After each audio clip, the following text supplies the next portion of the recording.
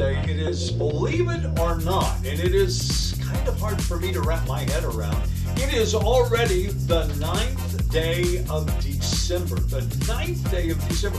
What, a third of the way through December. And of course that means that 2022 coming on fast, just around the corner.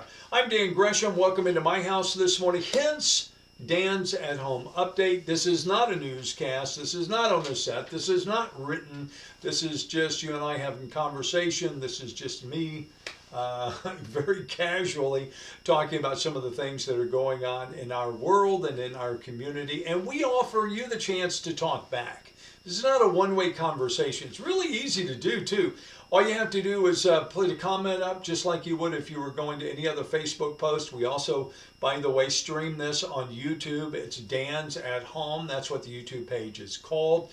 You can go there and watch as well. But you can if you want to say good morning, if you want to tell us what's happening in your world, if you just want to check in for some reason, ask a question. It's a good way to do it. Just post up those comments. And of course, we also ask you, if you don't mind, if you enjoy what's going on, if you appreciate the fact that we're doing this, give us a like, a thumbs up.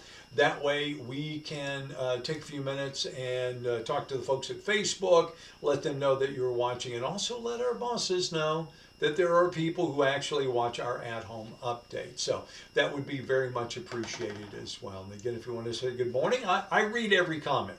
Whether I read them while we're sitting here and doing our live Facebook or if it comes later on, I do indeed read every comment. Do want to real quickly kind of check in on what's going on this morning. Let me just grab it real quick. Sorry.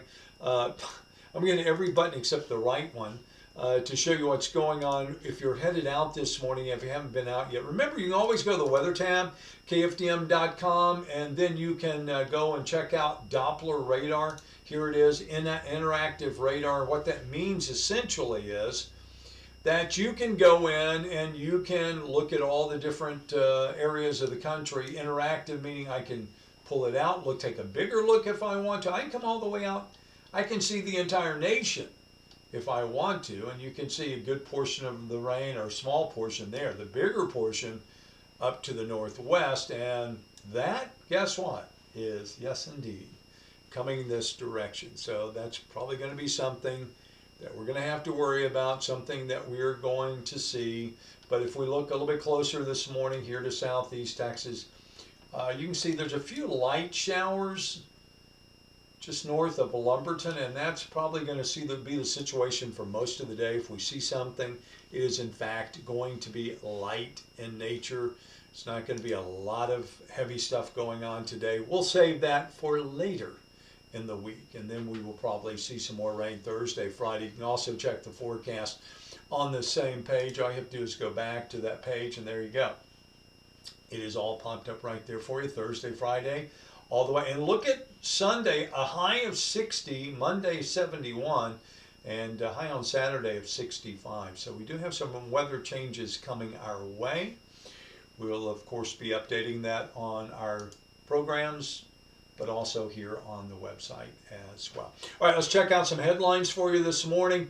You know, it's one of those things. I was talking to somebody today. We're running a contest on the morning show, which we have done for, gosh, more years than I can remember this time of year. It's called Countdown to Christmas, in which every day we go to a local business and we give away something. Today we went to a place I was not familiar with, I'll be honest, PATV Motorsports. It is out in between Beaumont and Orange, really kind of close to Bridge City exit there on I-10. And they sell power sports. They sell side-by-sides and mules and all the other things people use getting into the woods, or these days, just for fun, they're to some degree utility vehicles, but they're also toys. But we were talking about that, and you know, if you're not into that sport or hobby, there's a real good chance you don't know much about it. I didn't know much about it. I didn't realize that they actually have off-road parks that you can go to where you can run the trails, you know, run through the mud if you want to. But they are out there. Same thing is true when you talk about other people and what they're dealing with in their lives. If you don't work in Sabine Pass, or if you don't work in Port Arthur at one of the refineries or one of the LNG facilities, you don't realize how busy traffic is every single day, morning and afternoon, when workers are trying to get in and out of those locations. But it is a big problem. Even just because you don't see it doesn't mean it's not a problem. All right, let's see. We have some comments coming in. We'll check on those this morning. Thank you for being with us this morning. I do appreciate that. But we can also take that one out so that you can see what's going on. I see what's happening here. I just have to be able to correct it. There you go. Joetta, good morning to you. Glenda is up this morning as well. Also, Danielle is up with us. And Joetta says, true that. So again, if you're not here, you don't know, right? If you don't go there, you don't see it. If you don't work there, you probably don't realize what a problem it is. That's why we did a story about that. Angel San Juan went down to look at the issue, and you see the headline, Big City Traffic Takes Over Small Community. Because it's true. Right there at the intersection of 73 and 87, anytime during the day it's a problem, but look at the traffic that's happening, during the rush hours, morning and afternoons. And, the city's trying to address it, the county's trying to address it. You forget that we have a state law that says if you're driving a bus or a tanker, that when you come to a railroad, you have to stop. Well, when you're stopping all these school buses and motor coaches that are helping to shuttle people to the workplace, that's a problem. So they've gotten sheriff's deputies out to wave people through. That helps. They're also trying to figure out other ways. The more people that ride the shuttles, the lighter the congestion will be. But not everybody is riding the shuttle. So it's an interesting story. You might want to go check that one out for yourself. Also, Jefferson County sees steady decline in COVID cases. Certainly a positive note as we head into the winter months that we're seeing fewer. We have seen the positivity rate go from 30+% in our hospitals to less than 4%. That's a good sign. It doesn't mean that people still aren't dying from COVID-related issues, because they are. Even though the numbers are smaller, we have still had deaths here in Southeast Texas. Here's a story that's generating a whole lot of buzz, probably more at the county courthouse than it is at your, coffee stop somewhere, or if you're having a cup of coffee with friends, and that is a federal judge has reduced a 215-year sentence to 26 years for time served. Federal judge did that for a guy who was called, you may remember this, the Bandana Bandit. Cyrus Dion Hebert.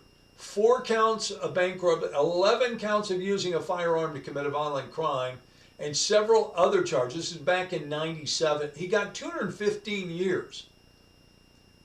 And some people said he was pretty menacing, but U.S. Judge Thad Hartfield held a hearing yesterday, and after took in all the information from the attorneys, from prosecutors, decided that he would reduce the time based on the man's good behavior in prison, his rehabilitation, and changes in how federal sentences are imposed. There are those within the legal community that are kind of scratching their heads over this. So I'm just saying, might be something you want to go and check out. Also this morning, we were talking, as I said, I went to a local business. Part of what they do is sell generators. I was like, well, wait a minute, isn't this kind of a weird time to be, selling generators or whatever? And the gentleman said, no, this is the time to be selling generators because, you have a lot of people who think, oh, it's only during hurricane season that you have to worry about it. But the story that I was trying to show you that clicked out was about Texas energy regulators and the gas industry. And they're trying to assure people that we're not going to see another one of those deep freezes like we saw last year. My question to you is, how confident are you that that's not going to happen? Confident enough that you don't have a generator? Confident enough that if you could buy a generator, you wouldn't? Or are you on the other side of the fence? It makes a lot of people nervous after last year, after going for days without power. The sales of backup generators are through the roof. I can tell you that. And if you want one, you're probably going to have to wait a while. And finally, this morning, I want to end with this. It's one of my favorites. I love to read. It's always been one of my favorite things to do. And if you're not familiar with this website, I hope you'll go and look it up. It's called Goodreads. Goodreads, pretty simple, just like it sounds, goodreads.com. Every year they issue their best books of 2021, and it's decided on by the readers, people who enjoy reading. And this year, 4,756,261 people cast their ballots on Best Book of the Year in all these different categories. Fiction, mystery thriller, historical fiction, fantasy, romance, science fiction, the list goes on, nonfiction, autobiographies, history, and it's a pretty long list all the way down through young adult books. But I just wanted to bring this up to you. So if you've got a reader in your family and you want to give them a gift, this might be a good one. And you know what? You don't have to buy things. If you're saying, well, I can't afford to be buying books all the time. That's why there's a public library. And you may be saying, well, Dan, I don't have to go to the library. Come on, step into the real world. Step into the world we live in today, which is what? You don't have to go to the library. The library is now coming to you online. I read a lot of books online. You may not be able to get to the best sellers immediately, but you might want to go to Goodreads and look at last year's best books, then go back to the library online to get those ebooks. They're there, and they're free, as long as you live in the community where your library is located. Almost every library now has e-library cards where you can check out those books. It's just, I don't know, it's one of those things I don't think I'll ever grow out of. My dad is a voracious reader. The man reads 3 or 4 books a week. I am not quite there. I usually read a book a week or so just because I enjoy it. Some people want to watch movies, some people want to watch TV, some people are readers. So if you're a reader or you have a reader in your life, again, I'm going to suggest to you that if you haven't ever, check it out, Goodreads, GOODREADS.com. And again, every year they come up with their best books of the year. Their top fiction book, the mystery thriller. And now I don't always agree with these. I've read a number of them, but I don't always agree. I will come up, as we head towards New Year's, I will post what I think are the top 10 books I read this year. I've read a number of these, but I wouldn't necessarily think of them as the best book of the year. But we'll get into that at a later date. All right. Well, that pretty much does it for me. I think we've covered what you probably need to know before you head out this morning. So let me leave you with the idea that you can keep up with what's happening. Oh, I know I have one more thing I do need to do this morning before I let you go. And I'm going to go back over to KFDM and remind you, Toy Feast is underway. This is our one opportunity a year that we come to you asking you to give back to your community. We are going to be talking about this all day tomorrow. 4.5 hours of the morning show will be dedicated to Toy Feast. This is something that started more than 2 decades ago. Dan Gresham, James Brown sitting in a studio. How do we help people? It was after a tropical event. We thought, what if we got people to come through the the driveway here at the studio, and we'll just stand outside and we'll just have a little jar out there and people can give us a donation. We weren't thinking big. We were just thinking, what can we do? And here we are more than 25 years later, hundreds of thousands of dollars later, and we're still doing this drive, which again, it's not just cash, it's also new and unused toys and non-perishable food items. But of course, cash goes so far. You can do it right now. You can text to donate. You don't have to leave the house. Pick up your phone. Type in the word, just like you're sending a text to somebody. First you type in 91999. That's the address. That's who you want to send it to. Just like if you were sending it to Uncle Fred.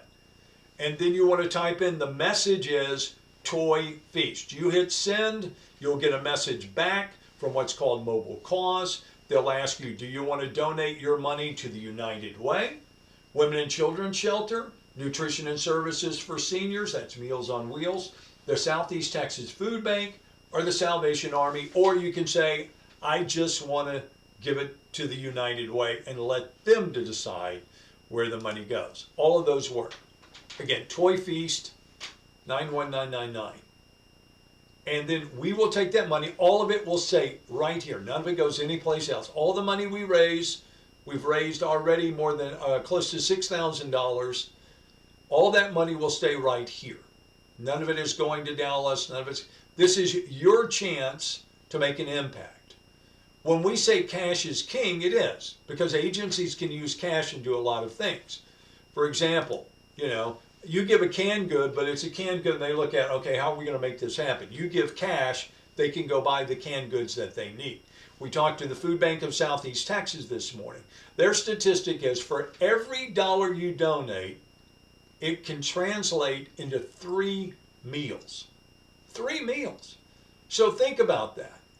You make that $100 donation, and I know for a lot of people they may say, well, that's kind of steep. I can't really afford that. I'm just using it because it's a nice round number. And it's also what it might, you think about this, you're making the donation today, but it lasts all year. So take $100 divided by 365 days, and you realize how inexpensive that donation is. But if you can't afford it right now, we understand. You give the 25, you give the 50, you give the 100, you do what you can. But if you give $100 and you designated, you wanted it to go to the food bank, that's 300 meals. 300 meals. That's a lot of good. And it's yours to do today. So again, if you get the opportunity, we would appreciate it. Just again, it's the word Toy Feast. And you simply send it, as we were showing you, to 91999, 91999. And if you can't make it today, hopefully you all have a chance to do it tomorrow. All right, that is it for me today. I appreciate your time. Don't forget, there are lots of ways you can follow what's going on KFDM, and of course also on our Facebook pages, as well as on Twitter. It's Morning TV Dan, and on YouTube it's Dan's at Home. You can subscribe and you can see all of our updates there as well. Appreciate your time this morning. You go out and make it a terrific day.